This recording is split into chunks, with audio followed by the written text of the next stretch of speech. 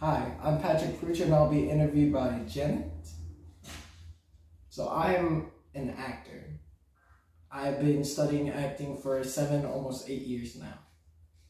And you always wanted to be an actor? Yeah. It's my dream to become either the king of acting or, one of the greatest actors of my generation. I think Nikki is your biggest competitor. I'll give him a run for his money, let me tell you. Yeah. Can you open the door for me? Yeah. It's all Sorry. Good. No, you're good. I guess my brother locked himself out. Yo. Fuck this door. There you go. And, all right, so what is something you're willing to share that people don't know about you? That's a good question. There is one thing. So, believe it or not, I actually got into theater because of a girl I liked. And she was taking drama, and so I was like, I really like this girl, I'm going to take drama, just to have something in common. And, I ended up discovering this amazing world, where you can escape reality, you can become these characters, tell amazing stories, and really do what we've been doing since the beginning of time, with the cavemen, I had the pictures of all the animals on the walls and the Bible. Yeah, the Bible as well, telling all these stories, and it's cool that I'm able to do that now, and I want to pursue it as a career, I don't want to just have a job that I'm like, oh man, I need to go to work. I'm like, I'm able to do this. I'm able to do something I like and get paid for it, But even acting, I haven't gotten to that point yet, but it could be very draining. It could be very... It is so draining. Like an actual job,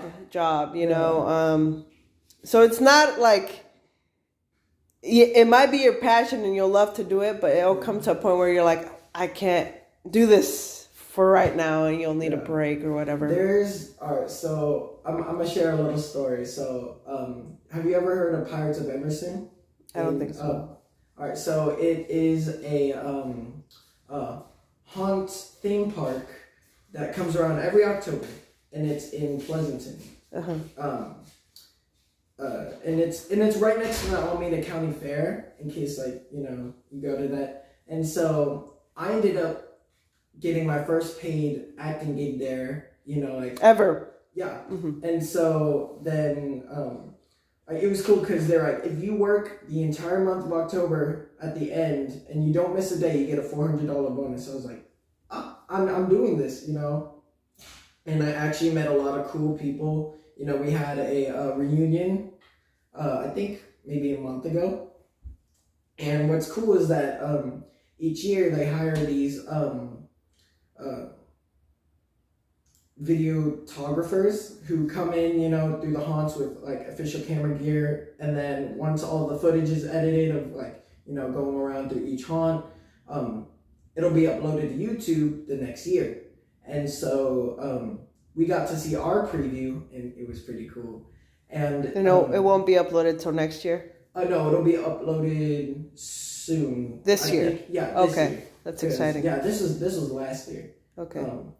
And it was cool because, it was just I'd have to say 5-ish weeks technically. And so in the first week I was like, yeah, energetic, but then I started to see the process, towards the second and third week, I'd have to say in the middle of those weeks, I was like, I'm thinking of, not doing this. Cause it'll take a toll, if you don't if personal stuff happens, if, there's something going on in your life, and if you need to be a cheerful character, that is draining. You gotta be positive, yeah, guys, we can do this. And then in your reality, you're like, I can't do this. That's why I'm a huge advocate on balance. Yeah. But it's just so hard to do, when you have bills and you have responsibilities and life hits you and you're like, oh man, It's like, can we not do this right now? Can I just, stop time for like 50 years? Right? Something. Yeah. But yeah, you get it. You get my point. But when you get that finished result or that play or that, those films or whatever, and you're like, I did that. You're like, it was all worth it. Yeah, it was. And like my friend and my brother and I were actually talking about that, the whole delayed gratification process, like all the struggles, you want to give up, but then at the end you reach it, you're like, okay, I see this. That was worth it, and then you go on to the next process. Right. I mean, the next project, and then, you have a similar process. Right. Yeah. Cool. Glad we both can agree on the tiresome of acting. Yeah, it's not easy, let me tell you. For me, as a director producer, is doing a bunch of problem solving and coming up with solutions instead of complaining or putting people or things down. I have to, okay, what can I do, to make the set better or more sufficient. Shout out to the directors, especially, like they're like, I feel the brains of, the project. Like you guys have like so much stuff that, so much stuff that I don't think, I've experienced yet because I haven't directed anything yet, but, I can help you with that. Yeah. Let's get to writing and making something. Yeah. The funnest part is the writing process. Oh, yeah. The hardest part is making it coming into life. Because you got camera angles, you got audio, you have, lights, lighting, you have camera quality. Not only that, but editing. all the personalities of the cast and the crew. And the divas like, oh, I know what I'm doing. Don't tell me what to do kind of thing. Or I want to do it my way. Or no, I can't come in this time. It's a lot. Anyway, okay, so I asked you who you were, right? Yes. And something that people don't know about you. Mm-hmm. What is the biggest struggle or obstacle you faced, either in personal or in your career? I would have to say the rejection process. Now, the first couple of years I was an actor, I took it personal. Like, every no was like, I don't like you, or you're not good enough, but I was also going through some personal struggles myself. My dad had split up with my mom, and, like, I was like, I'm not sure if I can take this, but thankfully my brother was there, and so... Is he older or younger? Younger. Okay, yeah. But how, like, similar, like, 1, 2, 3 years? He was born January 25th, and I was born the 16th. Of January? Yeah. But we're a year apart, we're right? Best friends, technically, but we're not, like, blood-related brothers. Oh, we okay. We just consider each other brothers. I was like, how the heck did you guys... Were you guys born in the same month within, like, a few days apart? That? I know you're not twins. She did not what hold the heck? For like 6 days. Right? That's funny. Okay, so he's your friend, your best friend. My best friend. But you call him brother. Yeah, we've known each other since, we're little. That's a beautiful thing, because not many people could say that. He was actually my enemy when we first met. I hated his guts. I threw a pencil at him in the middle of a lecture, and he shoved my head into, like, a bookshelf. Really? It was crazy, yeah. And then, like, we would try to, like, I don't know, we would just get ticked off by each other. But I think it's, like, we're both, like, we both have really big ambitions. Like, he wants to, make his own anime and manga. And he actually moved to Japan. And he's there currently pursuing that. Okay. We talk, on the phone. I was going to ask you, I want to meet this guy, but... Yeah, he'll come down around, for I think maybe a week in December, but yeah, he and I are both on the grind, and we make it a competition. That's cool. Yeah, I definitely want to meet him. Yeah, he's awesome. Here. Yeah, that's cool. Anime is a whole thing I didn't really get into, but I know it's a big thing. Yeah, the rejection process is definitely it's something that like. It's nobody likes to be told no. But I feel that once you get used to it, you know, and not, you can't take it personal. Like, you know, like you could be the greatest actor on the planet, you know, like everybody would cast you. But if they want somebody with, you know, blue eyes and blonde hair and you have black hair and, you know, say like, you know, brown eyes. It's out of your control. Yeah, it's like, they're not going to cast Fluffy as Aquaman. They're not going to cast Kevin Hart as LeBron James. You know, like, there are certain ideals and pictures that the director wants to fulfill. And if an actor who can act their ass off, you know, there's been a lot of great actors I've seen go after roles that, you know, were I couldn't see them as them, but you know, it's all part of the process. And like, I feel that, you know, if you're able to take a day to be like, you know, like sad about it, and then, you know, get on your feet the next day after that, that's healthy. That's one of the things that my professors actually taught me, was that, you know, allow yourself to feel whatever you're feeling in the rejection process, but don't stick in that mindset, you know, like, you know, it's natural to feel angry or sad or, you know, like bummed, because, you know, you put your heart into something, and if you didn't get it, you know, that's crushing, you know. And then it's just, you know, if you stay like that, then you start, you know, like blaming other people and, you know, coming up with excuses instead of, you know, like, all right, I did this, they didn't, you know, choose me, but, you know, this doesn't mean I'm finished, you know. There's still hope, you know. I still have like this amazing life I'm leading, you know. You got to tell yourself that you're amazing, you know. Have you ever cried over a role that you didn't get picked? Oh, many times. Yeah. Especially Addams Family. Once I didn't see my name, I went, I turned off my phone and went, damn. You know, like, that was my first musical I auditioned for, and I thought I killed it, you know. I didn't stumble on my words. I held the pitch. Oh, you were confident too. Yeah. Oh, man, that's so ego crushing. And you need that. You need that as an actor. Yeah. Because then your head is going to get so huge. Yeah. So I feel like that's kind of like a humbling experience too. Yeah. I hate it. I hate rejection by every means possible. But I don't, you know, I'm not really an actor. And I know I'm not, you know. Yeah. But I recently was rejected. I want to network with people and be on their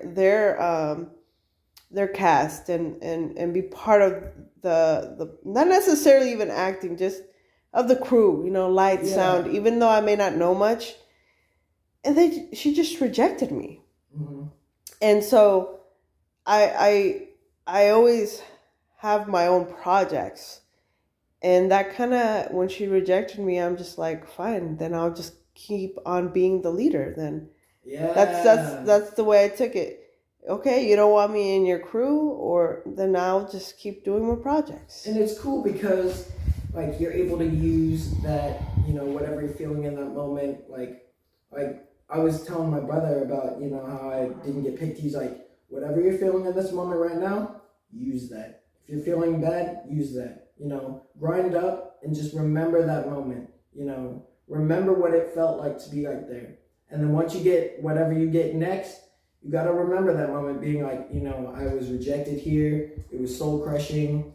And now, you know, I'm at a, you know, next level. And I actually am, because the next audition at DVC after that was the audition for the advanced acting class. And I got that. I was one of the 30 picks out of 50.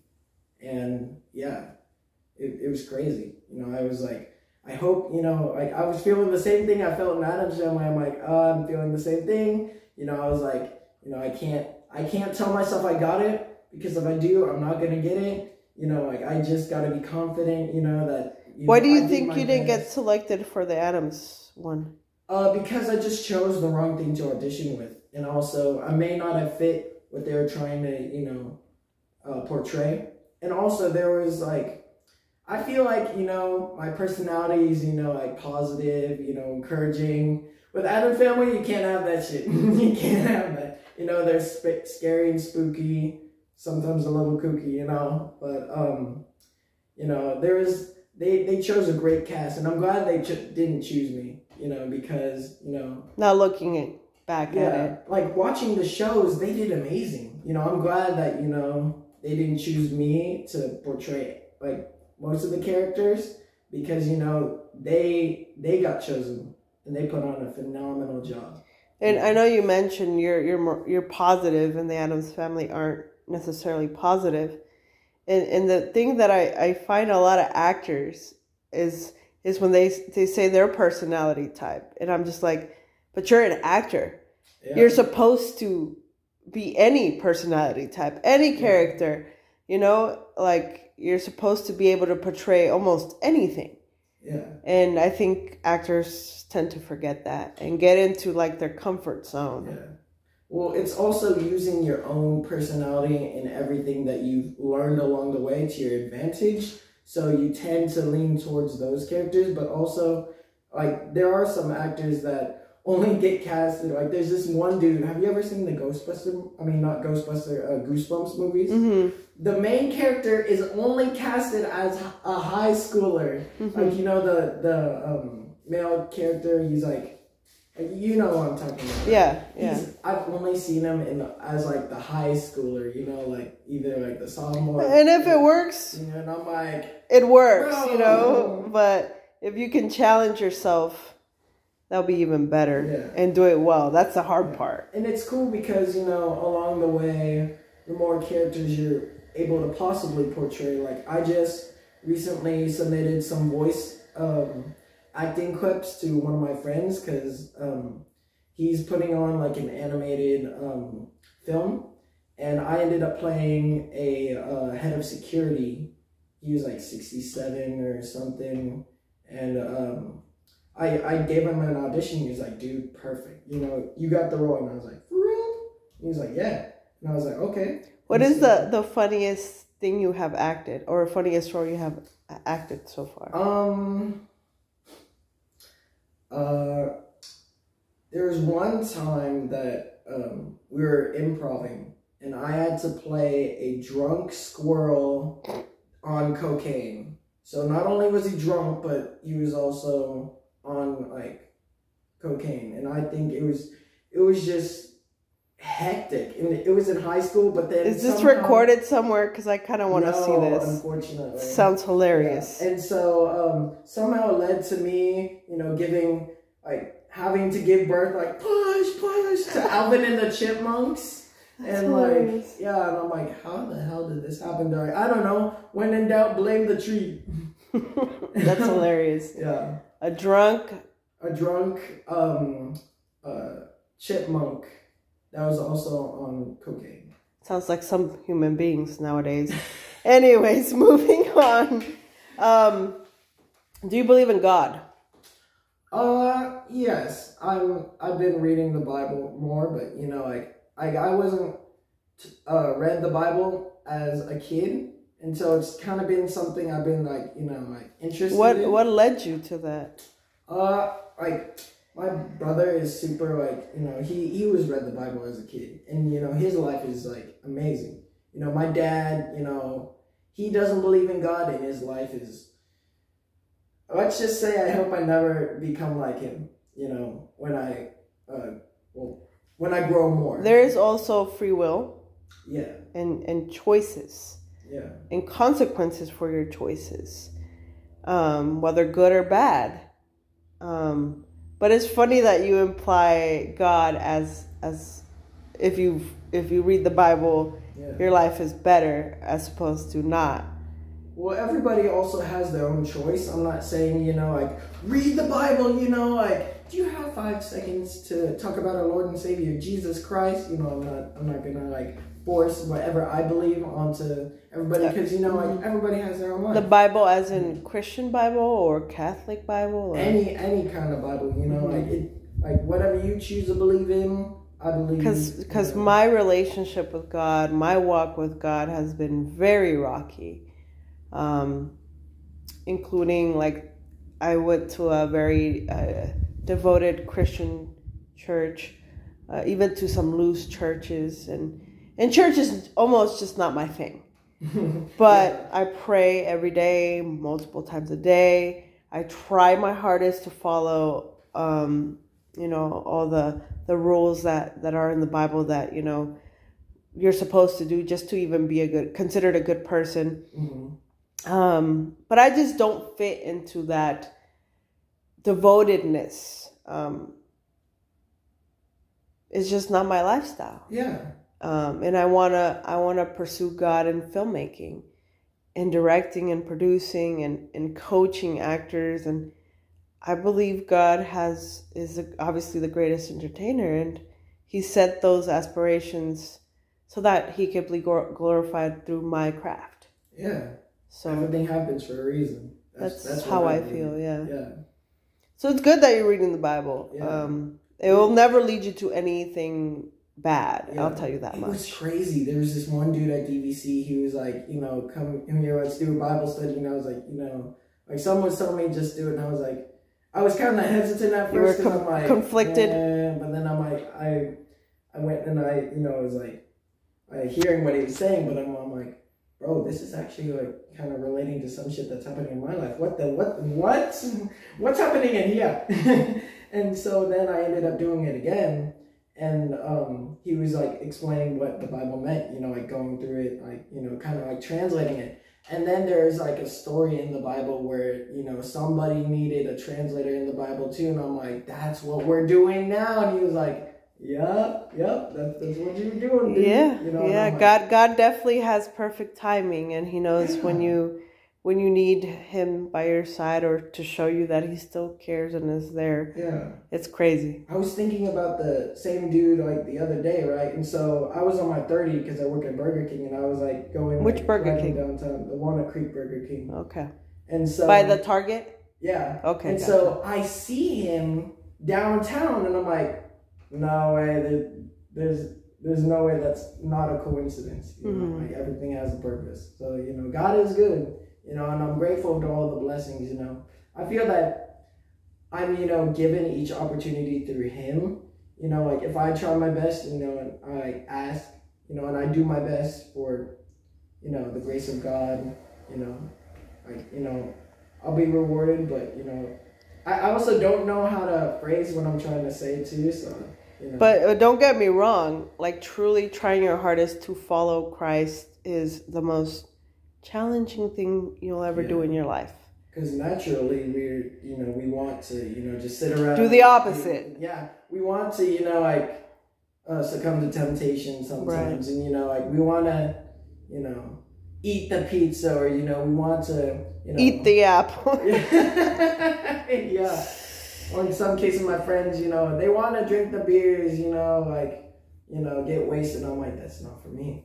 Right. I'm not trying to, whatever time I have on this earth, I want to make it meaningful. I can't do that if I'm, partying. Don't get me wrong, partying's your thing, then, hey, you do everything at a balance. Yeah. And it's always about what your intentions in your heart. Yes. Like me, I plan to have an impact on this world, and I can't do that if I'm, wasting time at parties. Like me personally, I'm trying to, get it's not productive.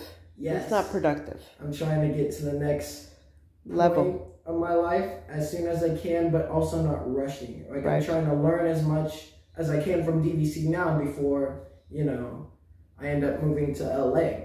So I don't want to move to LA. Oh, I do. There's just so many fake people. I want to bring LA to Concord. That's my deal, man. But it's also like LA is going to be super challenging. Like I feel like to any of your viewers who watch One Piece, it's kind of like the Grand Line. It's an anime reference, but it's basically the same thing. But anyway, It's cool because, people are telling me, oh, you want to move to LA because you're an actor. How many other people want to be an actor there? And I said, that's the point. If I'm one in a million here, there's going to be 45 million, 1 in a millions there. I got to be that 1 in a billion. I got to... I want to ask you, what makes you different than all the actors that are pursuing acting and have already been successful. Aside from obviously physically, right? Physically, you're unique, but what makes you unique? Well, that's the question. Well, I don't want to, Is it your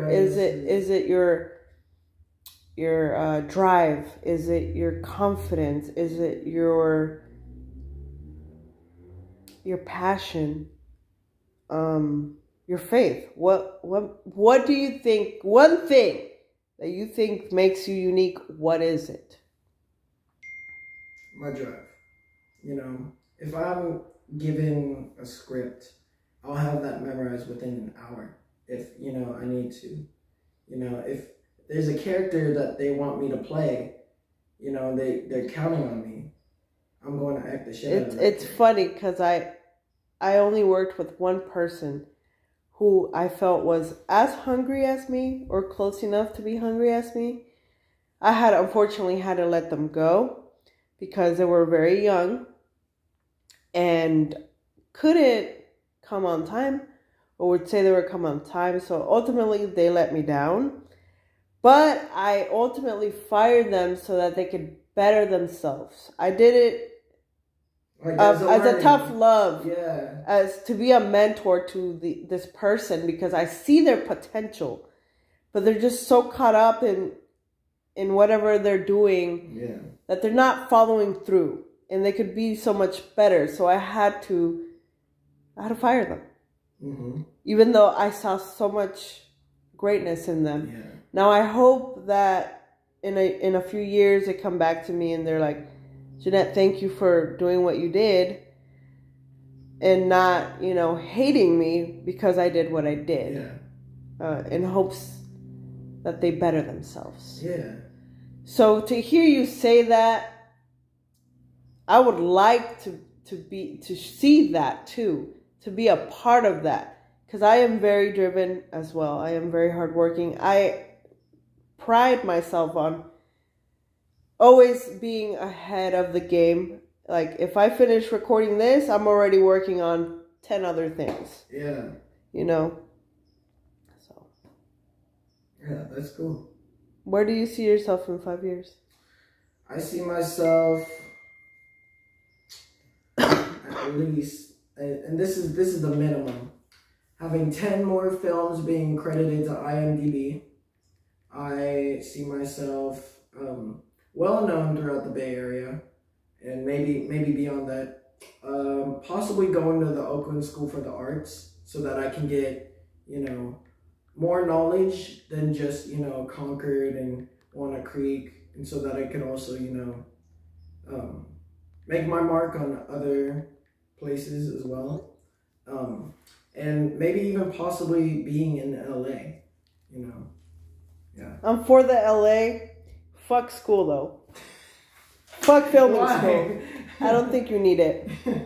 I mean, it depends on their teaching methods. Like, there's for networking, I'm all for it. But when it comes to, I see filmmaking as a football team. You have your quarterback, and then you have the rest of your players, and every player plays a specific role. So, I, as a director or producer, I'm not gonna be the editor. I'm not going to be the light person. I'm not going to be the sound person. I could help as much as I can, but I want to focus on the overall. Yeah. And so I don't think they teach that in school. I don't think they teach you how to work with others or how to work with each other. I may be wrong, but I feel like you need to